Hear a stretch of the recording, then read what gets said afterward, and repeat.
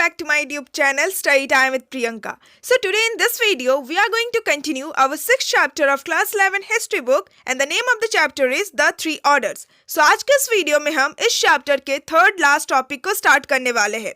सो इस टॉपिक को स्टार्ट करने से पहले इट्स अ रिक्वेस्ट कि अगर अभी तक आप लोगों ने इस चैप्टर के प्रीवियस पार्ट्स को नहीं देखा है देन सारे ही पार्ट्स का लिंक आपको मेरे डिस्क्रिप्शन बॉक्स में मिल जाएगा या फिर आप डायरेक्टली आई बटन को भी क्लिक करके इस चैप्टर के सारे ही प्रीवियस पार्ट्स को देख सकते हैं. So it's a request that previous parts को प्लीज जरूर देख लीजिएगा then come to this part. So now without further delay let's start our today's video. So आज के इस वीडियो में हम जिस टॉपिक को स्टार्ट करने वाले हैं उस टॉपिक का नाम है the crisis of the 14th century. यानी कि इस टॉपिक में हम लोग 14th सेंचुरी के क्राइसिस के बारे में पढ़ेंगे.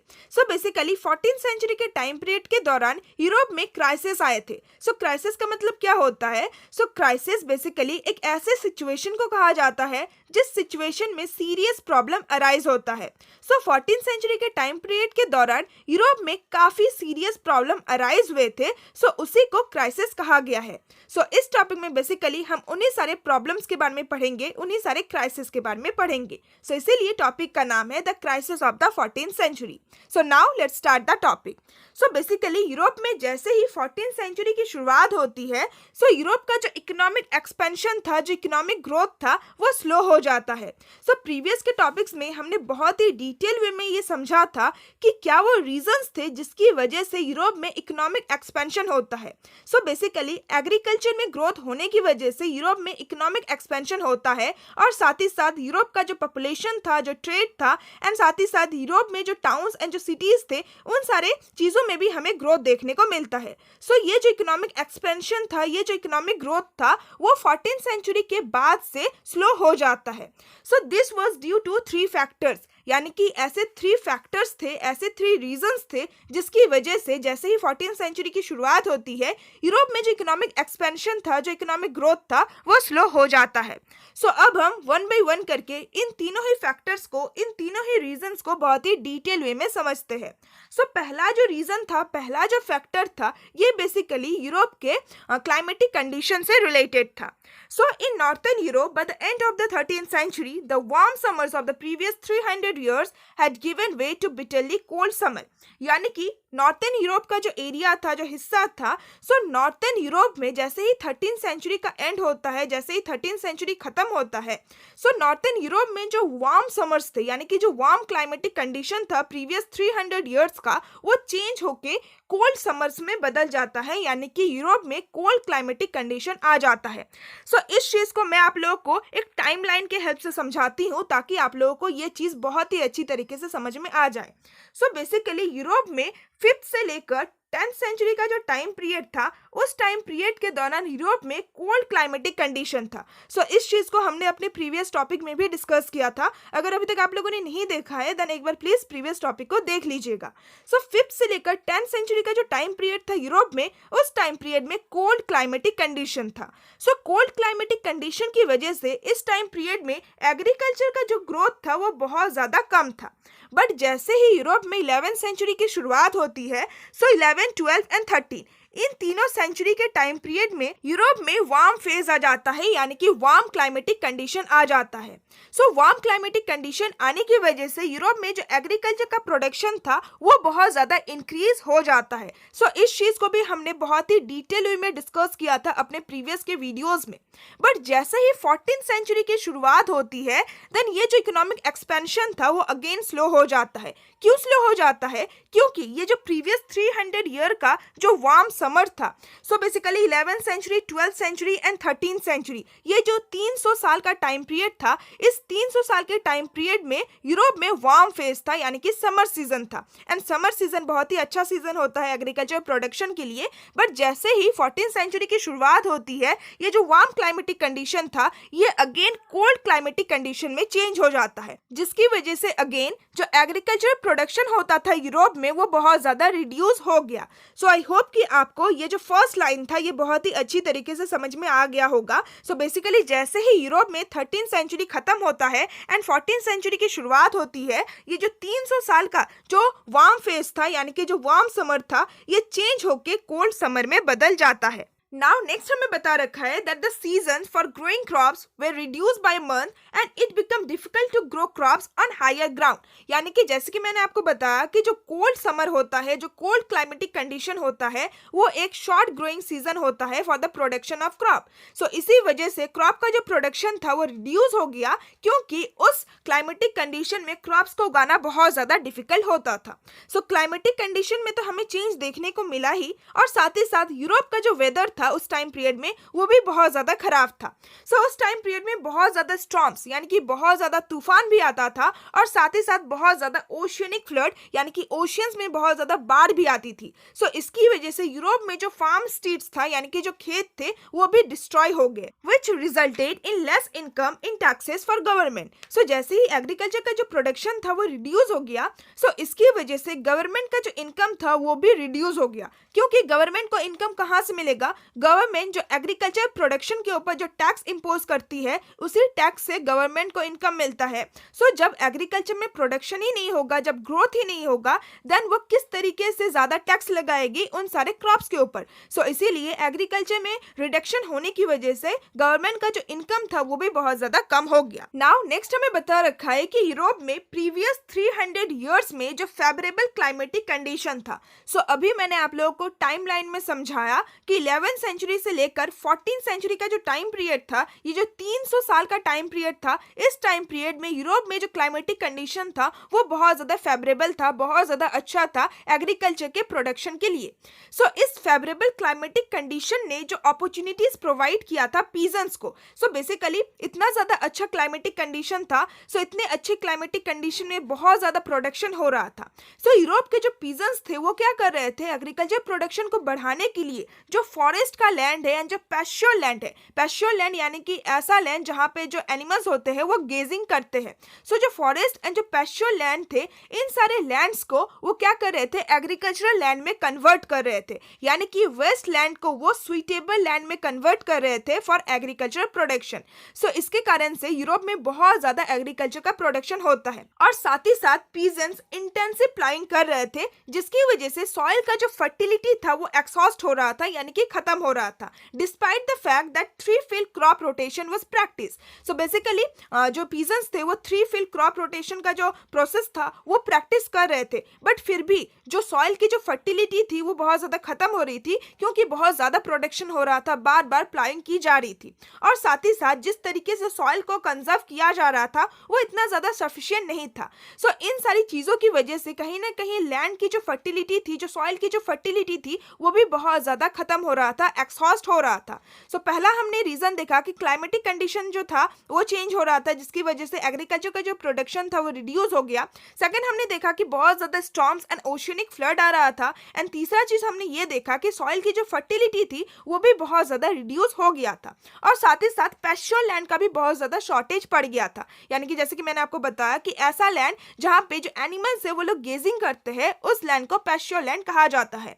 सो जब पीजेंट्स ने पैस्चर लैंड को एग्रीकल्चर लैंड में कन्वर्ट कर लिया, देन पैस्चर लैंड का भी बहुत ज्यादा शॉर्टेज हो गया, जिसकी वजह से कैटल का जो नंबर था वो बहुत ज्यादा रिड्यूस हो गया। यानी कि जब एनिमल्स को अच्छा खाना नहीं मिलेगा, देन एनिमल्स का डेथ हो जाएगा। सो कैटल का जो नंबर था वो भी बहुत ज्यादा रिड्यूस हो गया। So population growth was outstripping resources, यानी कि एग्रीकल्चर प्रोडक्शन में ग्रोथ होने की वजह से पॉपुलेशन में इतना ज्यादा ग्रोथ होता है कि यूरोप में जितना ना रिसोर्सेज था उतना ज्यादा तो पॉपुलेशन ही था, एंड इतना ज्यादा पॉपुलेशन होने की वजह से यूरोप में फेमाइन आ जाता है, यानी कि यूरोप में अकाल पड़ जाता है, यूरोप में भूखमारी आ जाती है, क्योंकि यूरोप में फूड की शॉर्टेज हो जाती है, क्योंकि पॉपुलेशन बहुत ज्यादा था एंड फूड जो था वो कम था, रिसोर्सेज जो था वो कम था।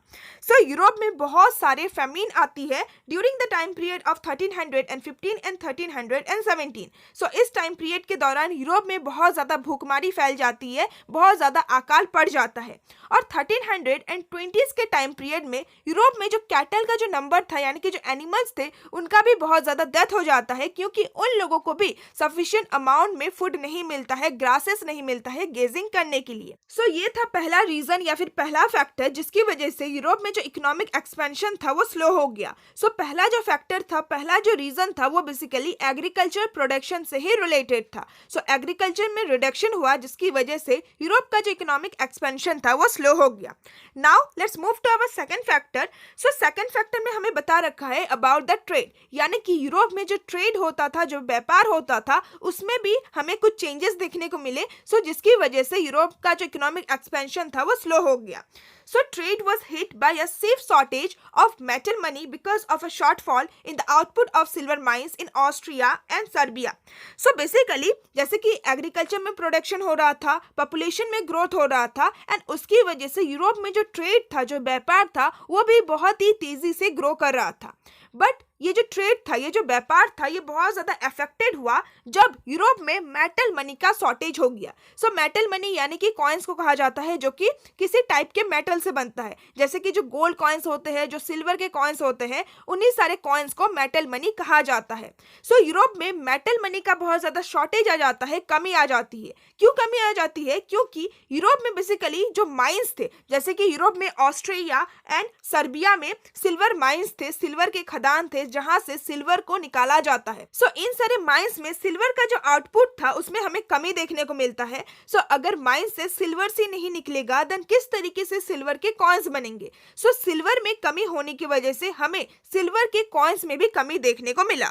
सो इसकी वजह से यूरोप का जो गवर्नमेंट था उसको फोर्सफुली जो सिल्वर कॉइन्स बनते थे, सो उन सारे कॉइन्स में, उन सारी करेंसी में सिल्वर का जो कंटेंट था, यानी कि सिल्वर का जो अमाउंट था, उसको रिड्यूस करना पड़ा एंड उसकी जगह पे कुछ चीपर मेटल्स को यूज करना पड़ा। सो इसकी वजह से क्या हो रहा था, जो यूरोप के जो कॉइन्स थे, जो सिल्वर कॉइन्स थे, उसका जो वैल्यू था वो रिड्यूस हो गया। सो पहला जो फैक्टर था वो एग्रीकल्चर प्रोडक्शन से रिलेटेड था एंड दूसरा जो फैक्टर था वो बेसिकली ट्रेड से रिलेटेड था। सो अब हम तीसरे रीजन या फिर तीसरे फैक्टर के बारे में जानते हैं। So the third reason is as trade expanded in the 13th and the 14th centuries, ships carrying goods from distant countries had started arriving in European ports. So जैसे कि यूरोप में बहुत ज़्यादा ट्रेड का, व्यापार का एक्सपेंशन हो रहा था 13 एंड 14 सेंचुरी के टाइम पीरियड के दौरान। सो जितने भी यूरोपियन कंट्रीज थी, वे सारी यूरोपियन कंट्रीज ना सिर्फ अपने साथ ही ट्रेड करती थी बल्कि दूसरे कंट्रीज के साथ भी ट्रेड करती थी, इंटरनेशनल ट्रेड भी होता था।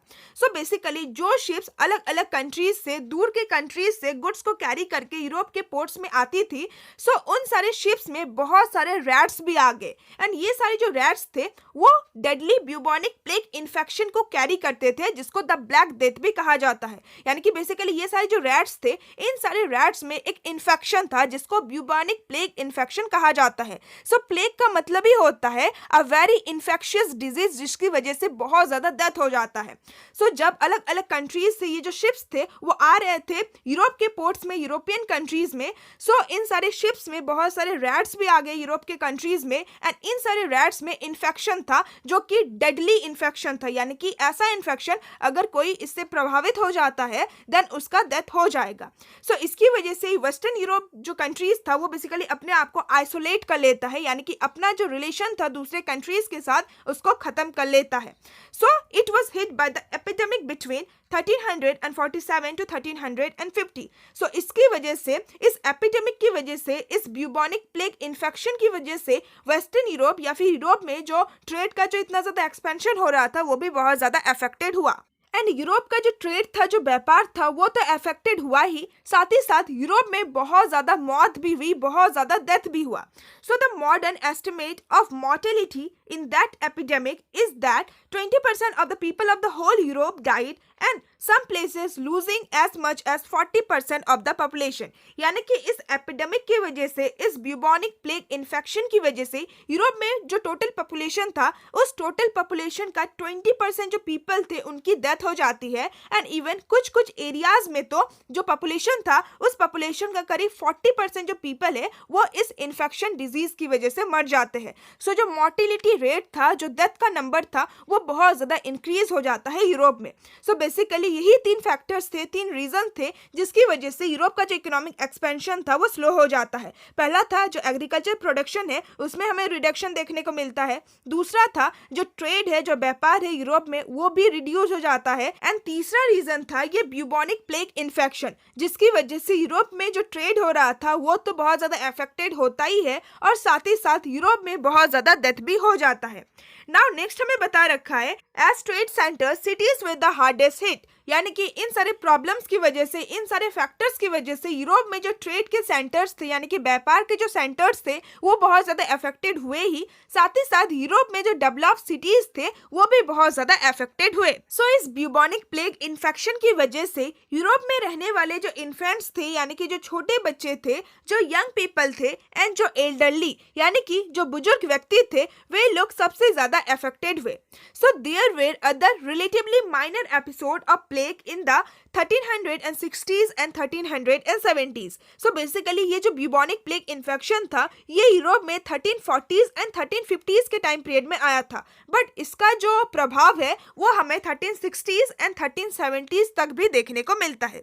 सो यूरोप का जो पॉपुलेशन था 13th सेंचुरी के टाइम पीरियड के दौरान वो करीब 73 मिलियन था, बट जैसे ही 14th सेंचुरी आता है, सो 14th सेंचुरी होते होते ये जो पॉपुलेशन था वो रिड्यूस होके 45 मिलियन हो जाता है। सो आप देख सकते हैं कि ब्यूबोनिक प्लेग इन्फेक्शन की वजह से और एग्रीकल्चर प्रोडक्शन में जो रिडक्शन हुआ उसकी वजह से यूरोप का जो पॉपुलेशन था वो कितनी तेजी से रिड्यूस हो जाता है, कितना ज्यादा डेथ होता है यूरोप में। नाउ नेक्स्ट हमें बता रखा है कि यूरोप में ये जो कैटेस्ट्रॉफी यानी कि यूरोप में ये जो आपत्ति आई थी, ये जो कैलेमिटी आई थी, और साथ ही साथ यूरोप में जो इकोनॉमिक क्राइसिस हुआ यानी कि यूरोप में जो इकोनॉमिक प्रॉब्लम अराइज हुआ, सो इसकी वजह से हमें यूरोप में सोशल डिसलोकेशन देखने को मिला, यानी कि यूरोप का जो सोसाइटी था उसमें हमें बहुत ज्यादा डिस्टर्बेंस देखने को मिला।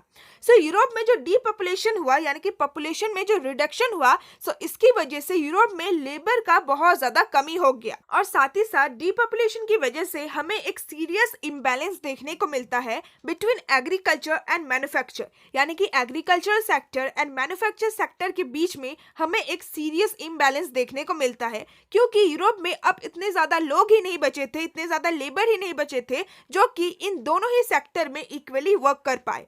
एंड साथ ही साथ एग्रीकल्चरल गुड्स का जो प्राइस था, जो दाम था, वो भी बहुत ज्यादा रिड्यूस हो गया, क्योंकि यूरोप में इतने ज्यादा लोग ही नहीं थे जो कि इन सारे एग्रीकल्चरल गुड्स को खरीद सके।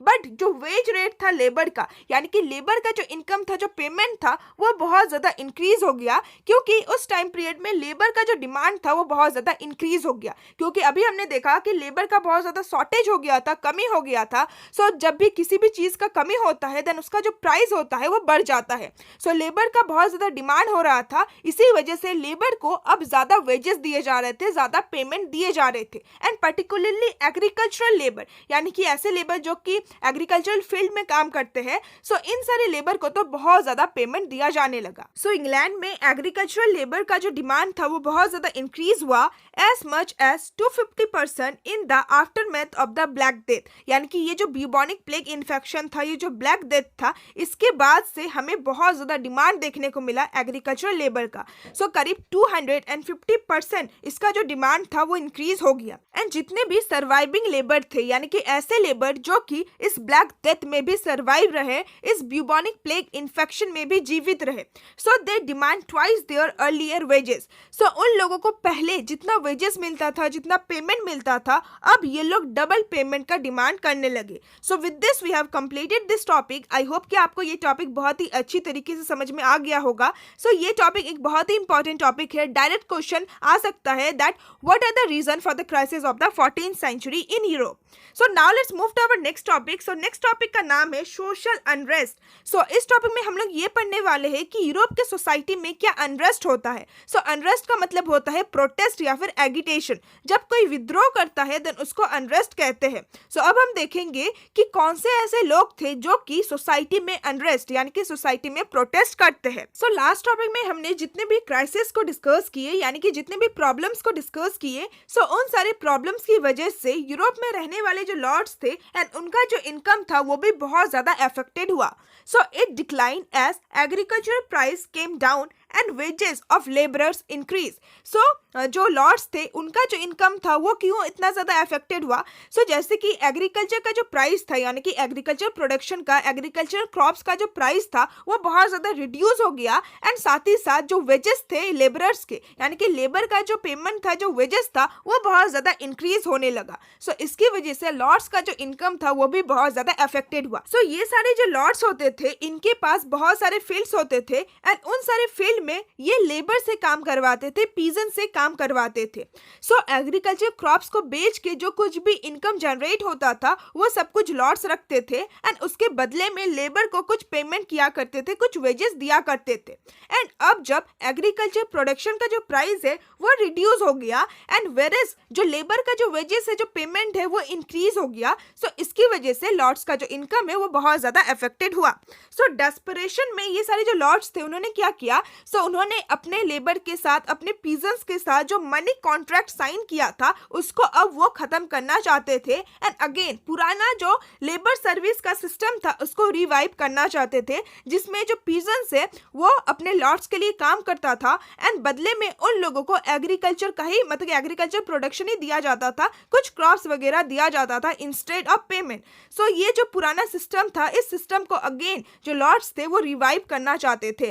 सो this was violently opposed by peasants. So peasants ने इसको अपोज किया, इसके विरुद्ध खड़े हुए, एंड बेसिकली जो एजुकेटेड पीजन्स थे, जो थोड़े प्रोस्पेरियस, जो थोड़े रिच पीजन्स थे, उन्होंने इसके खिलाफ विद्रोह किया। सो बेसिकली फ्लैंडर्स में बहुत ज्यादा रिवॉल्ट होता है by the pigeons in the time period of 1323। साथ ही साथ फ्रांस में भी रिवॉल्ट होता है in the time period of 1358, और इंग्लैंड में भी रिवॉल्ट होता है in the time period of 1381। So Europe के अलग अलग कंट्रीज में, अलग अलग पार्ट्स में पीजन्स द्वारा रिवॉल्ट किया जाता है। सो ये सारे जो रिवॉल्ट्स थे, ये सारे जो विद्रोह थे, जो रिबेलियन थे, इन सारे रिबेलियन को क्रश कर दिया जाता है, यानी कि इन सारे विद्रोह को लॉर्ड्स द्वारा दबा दिया जाता है। But it is significant that they occurred with the most violent intensity in those areas which had experienced the prosperity of the economic expansion. But ये जो रिबेलियन था, ये जो विद्रोह था, इसका जो सबसे सिग्निफिकेंट, सबसे जो इम्पोर्टेंट बात था वो ये था कि ये सारे जो रिवॉल्ट्स थे वो बेसिकली उन सारे एरियाज में हो रहे थे जिन सारे एरियाज ने इकोनॉमिक एक्सपेंशन को एक्सपीरियंस किया था, जिन सारे एरियाज ने प्रोस्पेरिटी को एक्सपीरियंस किया था। सो ये कहीं ना कहीं एक साइन है कि जो पीजन्स है अब वो जो पुराना सिस्टम था उसको रीगेन करना नहीं चाहते थे, एंड अब वो अपने गेन्स को प्रोटेक्ट करना चाह रहे, यानी कि वो जो पुराना फ्यूडल सिस्टम था, जो वैसलेज सिस्टम था, जब वो सिस्टम खत्म हो गया, एंड उसके बाद से पीजन्स को जो एक न्यू आइडेंटिटी मिली, सो उस आइडेंटिटी को, उस न्यू पोजीशन को वो लूज करना नहीं चाहते थे। सो एटलीस्ट इस रिवॉल्ट से हमें ये पता चला कि ये सारे जो पीजन्स है वो अब अपने हक के लिए लड़ाई कर रहे हैं, एंड प्रीवियस सेंचुरीज में, पिछले सालों में उन्होंने जो कुछ भी गेन किया है, जो कुछ भी उन्हें मिला है, उस चीज को अब वो खोना नहीं चाहते हैं। So despite the सीव repression, the sheer intensity of peasant opposition ensured that the old feudal relation could not be reimposed। यानी कि इतना ज्यादा रिप्रेशन के बाद भी, इतना ज्यादा मतलब कि रेबेलियन को क्रश करने के बाद भी, इतना ज्यादा कंट्रोल करने के बाद भी जो पीजन्स थे वे लोग नहीं चाहते थे कि पुराना जो फ्यूडल रिलेशन था उनका और उनके लॉर्ड्स के बीच में उसको रीइम्पोज किया जाए। So the money economy was too far advance to be reverse, यानी कि 14th सेंचुरी के टाइम पीरियड तक यूरोप में जो मनी इकोनॉमी था, जो अर्थव्यवस्था था, वो इतना ज्यादा एडवांस हो चुका था कि उसको पुनः वापस रिवर्स करना बहुत ज्यादा मुश्किल था। So therefore though the lord succeeded in crushing the revolt, the peasant ensured that the feudal privileges of earlier days could not be reinvented. So भले ही लॉर्ड्स ने उन सारे रिवॉल्ट्स को, उन सारे विद्रोह को क्रश कर दिया, दबा दिया, बट फिर भी जो पीजन्स थे उन्होंने एटलीस्ट ये इंश्योर किया कि पुराना जो फ्यूडल सिस्टम था, जो फ्यूडल प्रिविलेजेस लॉर्ड्स को दिया जाता था, उस चीज को रीइम्पोज ना किया जाए, उस चीज को रीइन्वेंट ना किया जाए। सो विद दिस ये टॉपिक भी कंप्लीट होता है। So the last topic we will discuss in our next video. So अगर आपको आज का ये वीडियो अच्छा लगा then please like my video and share my video with your friends and classmate, and please comment me down कि आपको आज का ये वीडियो कैसा लगा। So now see you all soon in my next video. Till then bye bye and stay tuned in my channel and thanks for watching my video.